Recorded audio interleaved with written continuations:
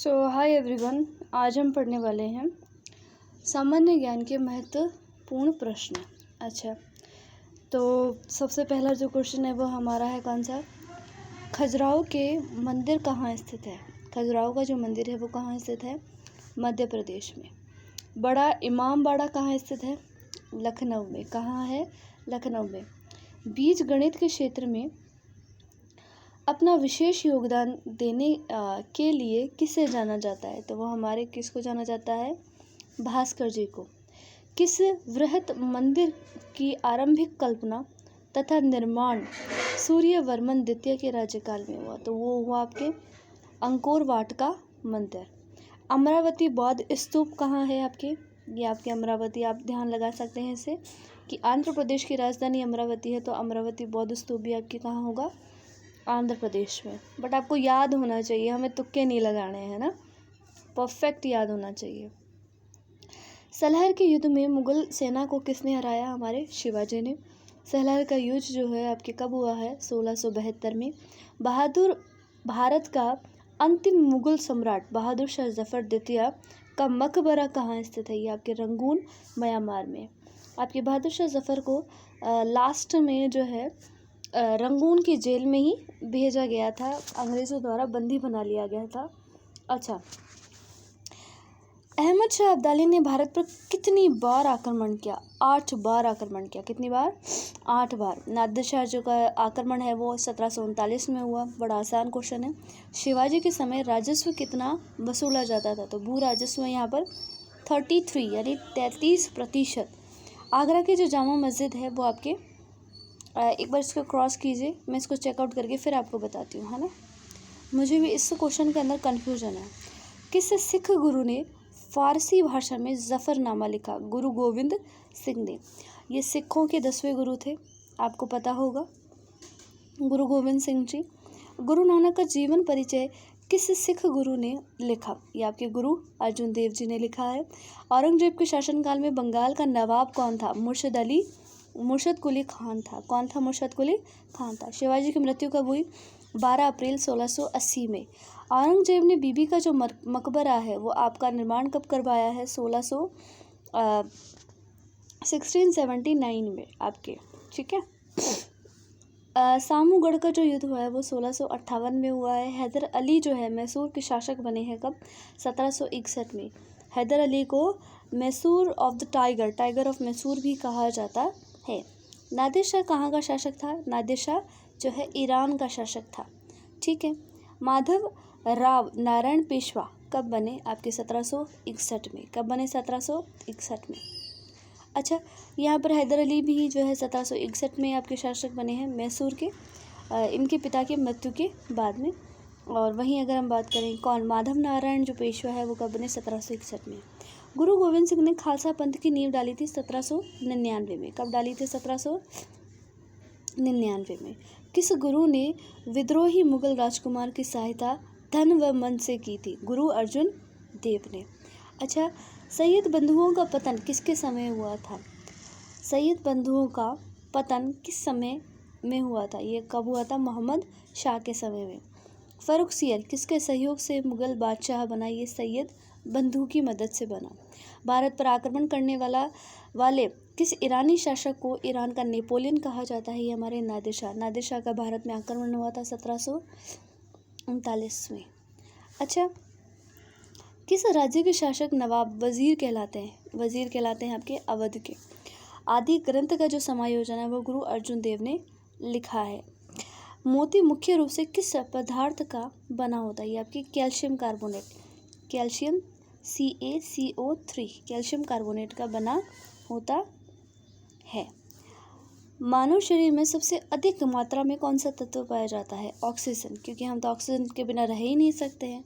और जो CO2 होती है हमारे, वो फेफड़ों के माध्यम से बाहर फेंक दी जाती है। अच्छा, ये बताओ किस प्रकार के ऊतक शरीर के सुरक्षा कवच का काम करते हैं? तो ये आपके काम करते हैं कौन? Epithelium tissue. कौन सी टिश्यू? एपिथीलियम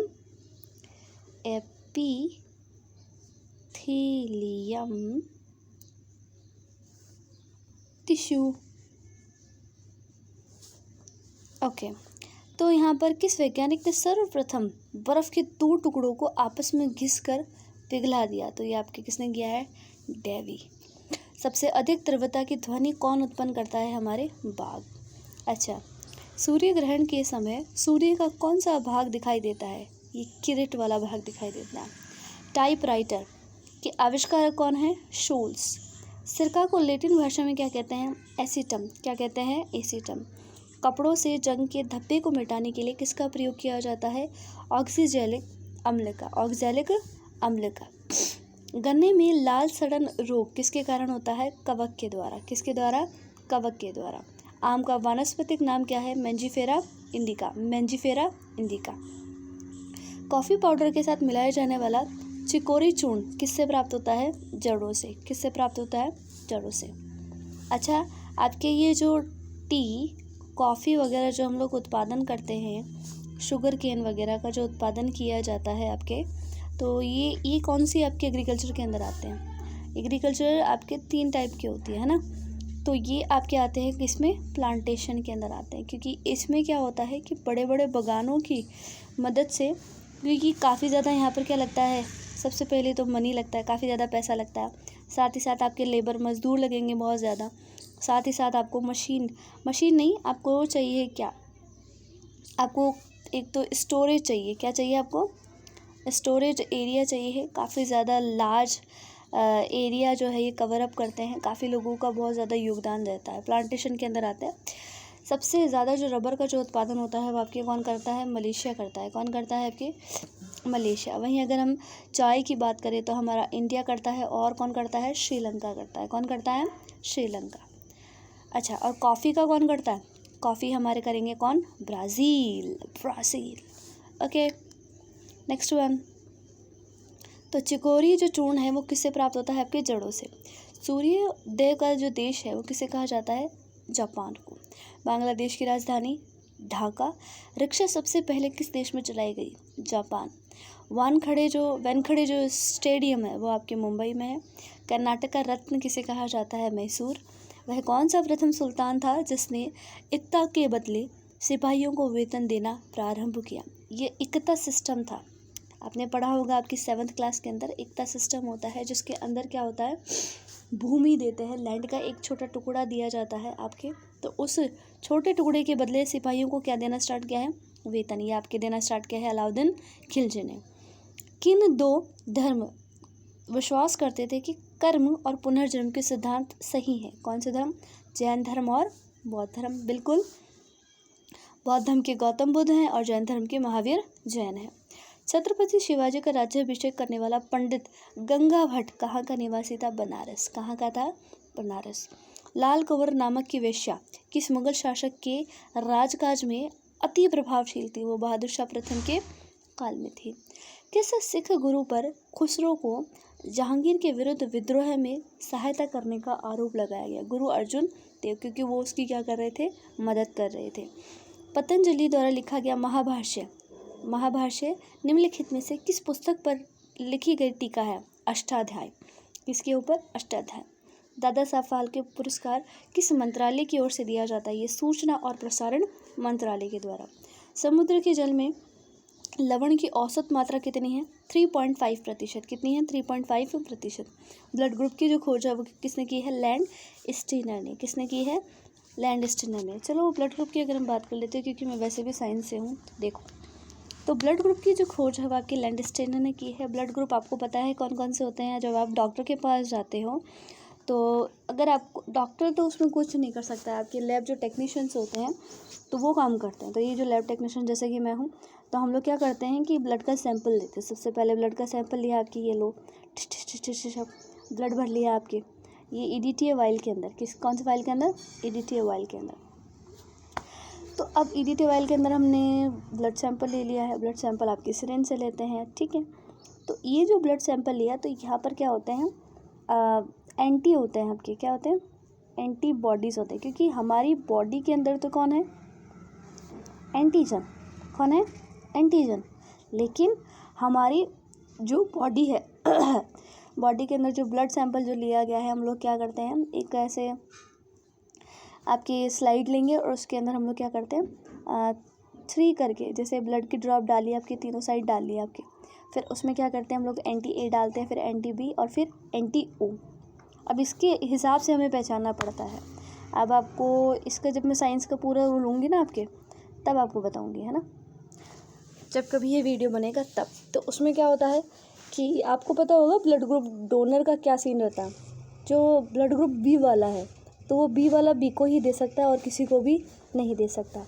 ऐसे ही ब्लड ग्रुप जो ए वाला है वो किसको देगा, ब्लड ग्रुप ए वाले को ही दे सकता है, बाकी किसी को भी नहीं दे सकता। वहीं अगर हम बात करें किसकी, ब्लड ग्रुप ओ वाले की, तो ओ नेगेटिव जो है किसी को भी दे सकता है, यानी कि ए को दे सकता है, बी को दे सकता है, ए बी को दे सकता है, ओ पॉजिटिव को दे सकता है। लेकिन ये किससे लेगा, सिर्फ ये लेगा जो है अपने आप से लेगा, ओ नेगेटिव वाले से ही ले सकता है, बाकी किसी से भी नहीं ले सकता। इसलिए इसको किस नाम से जानते हैं अपन, यूनिवर्सल डोनर के नाम से जानते हैं। ओ नेगेटिव जो है हम लोग किस नाम से जानते हैं इसे, यूनिवर्सल डोनर के नाम से जानते हैं। अच्छा, वहीं अगर हम ए बी की बात करें, ए बी जो पॉजिटिव होता है, ए बी जो पॉजिटिव होता है वो आपके क्या होता है, यूनिवर्सल क्या होता है, रेसिपिएंट होता है। क्या होता है, रेसिपिएंट। रेसिपिएंट यानी लेने वाला, रेसिपिएंट यानी लेने वाला। किसी से भी ये आपके क्या कर सकता है, ब्लड ले सकता है। अच्छा देखो, ये मेरा ब्लॉगिंग साइट है, आप जा कर के चेक कर सकते हैं, http://bhavnaparekh.blogspot.com। इस पर मैं कई सारे आपके आर्टिकल्स डालती हूँ। मुझे जैसे जैसे टाइम मिलता है वैसे वैसे मैं डालती जाती हूँ। हालांकि ज़्यादा टाइम नहीं दे पाती हूँ, लेकिन जो चीज़ मुझे अच्छी लगती है, जो चीज़ मैं बनाती हूँ, तो मैं उसको ज़रूर डालती हूँ। अगर आपको अच्छा लगे तो आप इसको ज़रूर करना, अच्छा नहीं लगे तो फिर मत करना। Okay, bye.